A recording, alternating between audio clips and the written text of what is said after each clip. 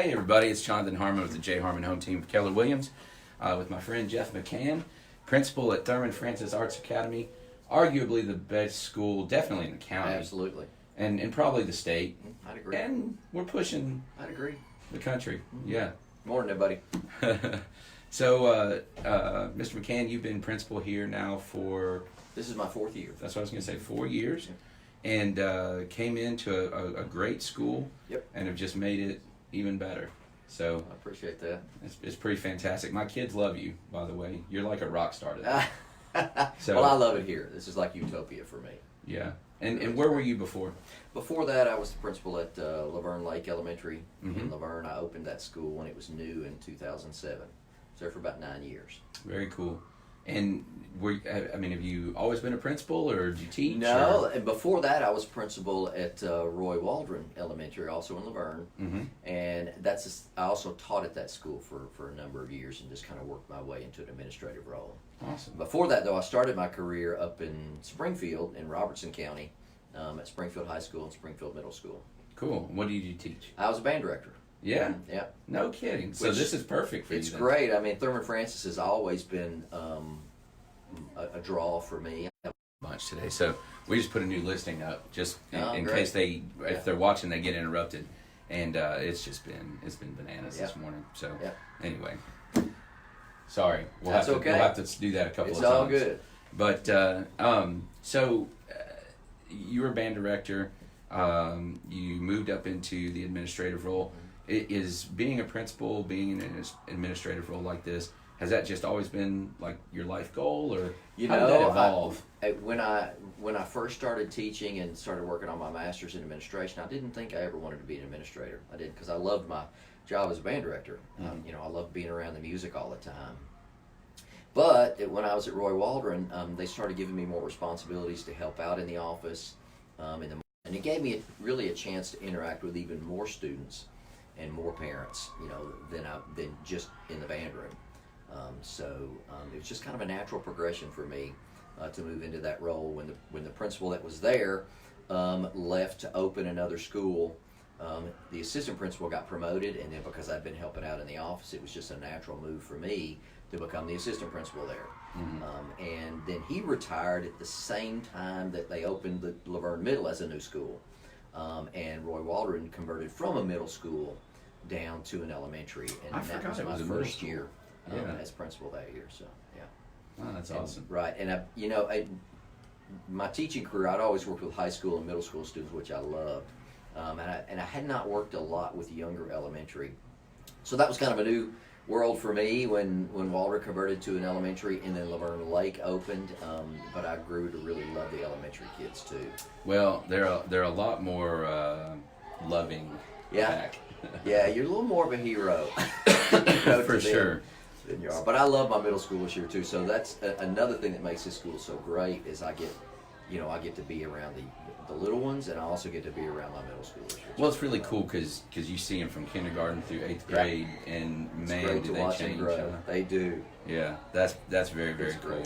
I taught high school for a couple years, and I didn't know that. I did, and I student taught one section of middle school, and it's a special kind of crazy to get into that. So I was like, no, that one's not for me. They're so much fun, though. Oh, they are man. so much fun. I don't know if fun's the right word, but like I said, you are a special kind of saint to be an effective middle school teacher. They're great. So, now that you're in the administrative role, I mean, I look at what you do, and I'm like, man, there's no chance that I could do that. Just because of just the sheer number of things going on at one time. Right? I mean, you got to be everywhere. That can be a challenge. There is a lot to do. Yeah. But I love being busy. Yeah, well, you picked the right job for that. Absolutely. So I'm gonna brag on you a little bit. So a couple of the reasons that my kids really, really like you and look up to you. I mean, you don't just get involved. Like you are in there. I mean, you slept on the roof for Pete's sake. I like to have my hands in everything going on. Yeah, and you dress up and you play with them. Right? You gotta have fun. You gotta have a lot of fun. It's very, very cool what you got going on here, and you've got a good group of teachers. You've got an excellent group of teachers. Yeah. Great parents too. The support we we enjoy here at Thurman Francis is just amazing. Yeah. Parents, community, businesses that help out. It's just really a great little community. It is. We're really fortunate. It is. Yeah, it's a good place to be.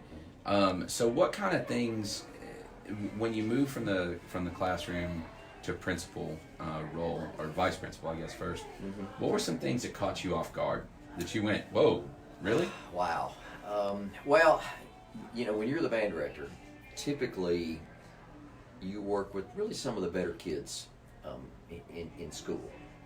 Because those are the kids that kind of gravitate towards playing musical instruments and being the band. Not 100%, but so it was a bit eye-opening for me to see kind of the other side of it too. Kids that really had a tougher time in school than the kids I naturally taught. So that was a bit of an eye-opener for me. I had to learn how to interact with kids who thought a little bit differently. But really, the big thing was the sheer amount of communication that came my way, that I would have to correspond with parents and teachers and students. That was a big eye-opener for me, and that multiplied exponentially when I moved from assistant principal into the principal's role. Sure. There's a lot of communication that you have to make and keep up with. Well, and prioritize, right? Absolutely. I mean, some of it you're like, okay, come on, Sure. guys. And then other stuff you're like, ooh, I need to look into this. I got to be on that right now. Yeah. Yeah.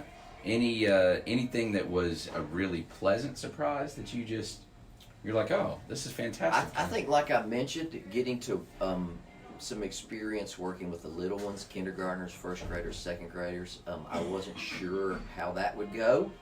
Being a middle school teacher and a high school teacher, that was a different world for me. You don't need to wipe their noses. Right. But I loved it. I love it, and I still do. Yeah. That's awesome. So, facilities. Let's talk about that for a second. You've got one of the older school buildings in the county. What are some challenges that come along with that, and what are maybe some ways that the community can help with that? Well, the building was opened in 1967. Matter of fact, we just a couple years ago celebrated our 50th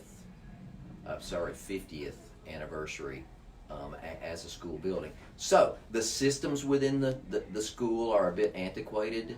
So our HVAC might not be quite as efficient as a newer system. Some of the technology has been a challenge getting updated, but the district has done a really good job with that. Our biggest challenge right now is more cosmetic, I think, than anything. It would be nice to have new floors, tile, and have our bathrooms renovated. They're a little old. They really are. That's a very expensive endeavor. But our PTO is really adamant about that and are looking into it. We've even had a couple of companies come in and take a look at that and give us some bids on refinishing our bathrums. And it's quite expensive. So old, they're back in style, actually. That is true. They're a little retro. They are. And the district, puts that on their budget every year too, is to help us with that, to come in and renovate. Unfortunately, it's something that's not a necessity. Cosmetic things aren't, so they're typically the things that get cut from the budget first whenever you get into lean budgeted times. Well, and especially as the district's focus so much is on adding more capacity. True. I mean, the county's grown so much. Well, we can't keep up. Yeah. We just cannot. So that really is their priority. Yeah, and adding classrooms. And I would never say it's their fault or Right. It's nothing like that, because I get it, but and that's some areas that maybe the community can come in and embrace the school. There's a lot of things that Thurman does. Between Mr. Swain going and having music night at Blue Coast and all kinds of fun stuff. We get out in the community a lot. Yeah, we do. It's pretty cool. Yeah, pretty cool. Well, that's another thing with all the arts we have here at our school. We really would like and of course this is something we talk about all the time. We would like a truly up-to-date performance venue. Right now we really don't have an auditorium. We have a gymatorium. Right. We have a stage in the gym. The acoustics in there are not great. Right. But we're constantly working to improve that and get better equipment that works in that space. We're replacing the stage curtains with PTO monies this year to make it a little better. But again, if we had an auditorium, it would be much more ideal. Do we have but space that's kind for of that? a pipe dream. There is land out back. There's plenty of space, but that would be a very expensive luxury item. I think is the way they would look at it now. But I think we would fully utilize it. Absolutely, we would. Yeah, I don't think there'd be very many nights where there wasn't something going on. Mm-hmm. Yeah. Ideally, if we could get a corporate sponsor of some sort, that's kind of what I was driving kick at. in on that. That would be great. We'd even put their name on the outside. Absolutely. Maybe even paint a logo. We got artists, so we could do all kinds of fun stuff, right? Certainly do. That's right. Tell me about some of the other stuff that's going on in the community that maybe you guys team up with. For example, you got Carpe Artista. I know Susan has come over and they help us out a great deal with our musical performances, our spring play. We've added a winter play this year. They really are very invaluable to us in helping with our sets, decorations, costuming. They're really a great resource for us in that respect. Yeah, they're good folks, and they're about to open up a classroom venue. Right. Did you know that? I did know that. Yes. And it's gonna be pretty spectacular. That's a great idea. And that's what I love is, you hear in the news so often that we're cutting arts out of school, all of this kind of stuff, and this is a scenario where we're not cutting it out, baby. Nope. We are full steam ahead. That's right. And we just want to grow our arts program. And it's cool because to see what happens here compared to what you hear in other places, right. You're like, oh, well, maybe it does make sense to keep those kind of programs. It does. My daughter comes home and she shows this new dance that she learned, right. and she's just pumped about it. Mm-hmm. And I, if I'm really honest, she'd probably be one that would be like, I don't really care to go to school anymore. Yeah. And maybe not yet, but I think that's right. coming. Okay. So, but in the meantime, or she would go to socialize. You know what I mean? Right. That's more her speed. But to have an outlet, to have something else for her to look forward to. Well, there's lots of research out there that shows the benefits of participating in arts programs in school. Not only does it help you develop a sense of belonging in your school and find your niche, but it really improves your overall academic performance. Yeah. I mean, all the research points to that. Well, sure. I mean, that only makes sense. It gives you an outlet, right? Right. It gives you somewhere to express. Right. You've got to do this, right?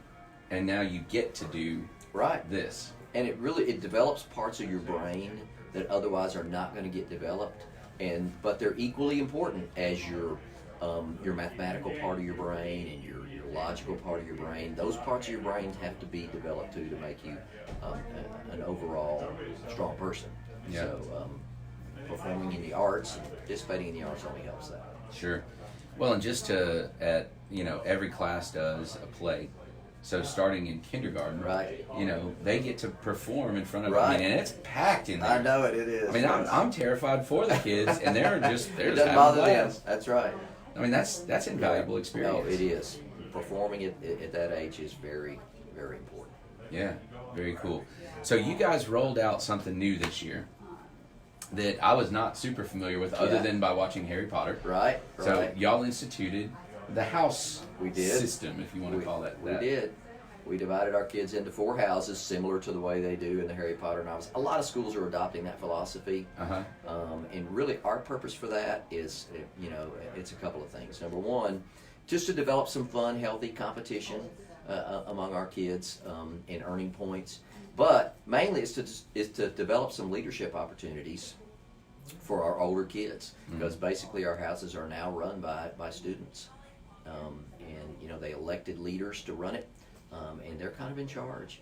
And another benefit for us is it helps kids who come to us new, that maybe didn't start here in kindergarten, started at letter grade. It helps them find a sense of belonging, sort of a family they can associate with. So sure. That was another important reason why we implemented that. Well, they are getting into it. They are. So, and by the way, I see the Ubora. Oh yeah, I got to represent lanyard. Yeah. That's Jonas. So Jonas is in your house.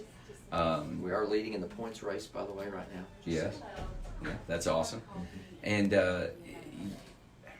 it's interesting how giving someone that connection helps.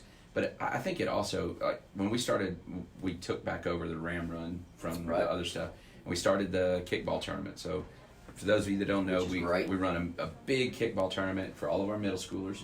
The 5th graders do their run, but they do it over there. Right. And then the kindergarten through 4th graders, when they're finished with their run, so this is the same, a lot of schools do the fun run things, similar concept. when they finish their run, they can come across the street and watch the kickball tournament. And I'm a believer that legacy is important, right? True. Having something that you remember at this size to look forward to at this size. I look at Blackman, for example. You've got the high school, the elementary school, and the middle school, and they have a homecoming parade. Right there together, yeah. They have a homecoming parade. Wow. Like the high school for homecoming, all the clubs and everything else, and they go in front of the elementary school, behind the middle school, and both schools let out and go watch the parade. That's cool. That's awesome. And it's in the middle of Murfreesboro, right? It's not Mayberry, though it might feel like it. That's right. So just having those legacy type things that the kids, kindergarten. Look forward to. They look forward to that every year. That's exactly right. And I guess it also puts different adults in positions where they can mentor those kids in a different way. Mm-hmm. Absolutely. Yeah. And the theme that we come up with every year, I think, is a big part of it too. The kids really have, and the adults in the building have a lot of fun with the theme. Y'all knocked it out this year with that space stuff. That was fun. That was, one of our parents is a filmmaker, and he came in and did a really professionally done film. It was awesome to kick that off, and it was great. Y'all wrapped yourselves in aluminum foil. Yeah, that's what it felt like. Yeah. Well, that's how the whole Batman thing came about a couple of years ago too. When I dressed as Batman and slept on the roof. Hey, it was all part of our theme. It was a superhero theme that year. You got on the news and everything. I did. For something positive. I know, it was great. Yeah, that's great. So, all right, I got one more thing to ask you about. All right. Jonas told me, and maybe I just somehow missed it, you might have won something pretty special this year. Yeah. Yes, I did. I won the Ruthie Award from the DNJ for the favorite school principal in Rutherford County. Dude. Second year in a row. That is, I didn't realize that. Second year in a row? Yeah. That's killer, man. Well, look, that's a testament to our community here and our parents and how supportive they really are. Hey, it's a testament to you too. You're running for it, they were all on board with making sure people went in and voted for that, and that's really what it takes. That's killer. I'm really proud of that. You should be. That's awesome, man. Yeah. Like, you can't buy that award. Right. I mean, that's a big deal. That is true. I've been in the running like 10 years in a row and never even come close. Wow. So they like you a lot more than they like me. But and they should. Right. Yeah, you're a pretty cool guy.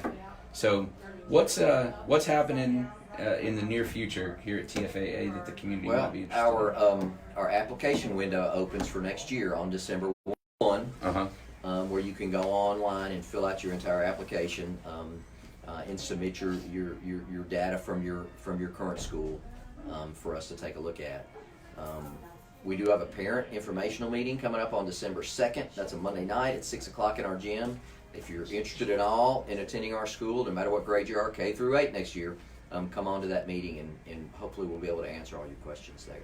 Cool. But remember, the application, the qualifications part of it is largely academic. Even though we're an arts-focused school, you don't have to audition, you don't have to have a special arts talent to get in. Mm-hmm. But you do have to have a strong academic ability level and background. Very good. Very good. Well, that's exciting. So, again, that opens when? December 1. And it closes? January 31st. January 31st. And then you guys will start with the...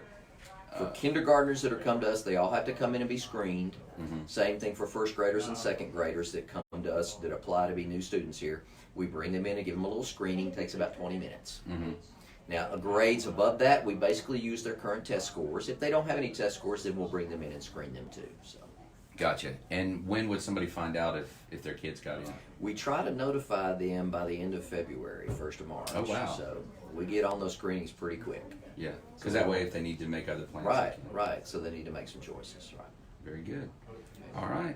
Anything else coming up? Any plays or anything? We do have our first winter play that we've done in a while, Frozen Junior. We're doing on December 14th here in our gym. We encourage everybody to come out and see that. Me too. Let it go. It's right there. Oh, man. Oh, thanks a lot, bud. Sorry, man. What are the dates on that again? December 14th. It's a Saturday. Okay, and the public is invited to that? Yes, absolutely. Very good. Absolutely. All right. Mr. McCann, appreciate you. Thank you, sir. Thank you Good for all you talking do. with you. And thanks for watching. And make sure you share it so we can tell everybody how awesome our principal is. Thanks, everybody. Have a great day.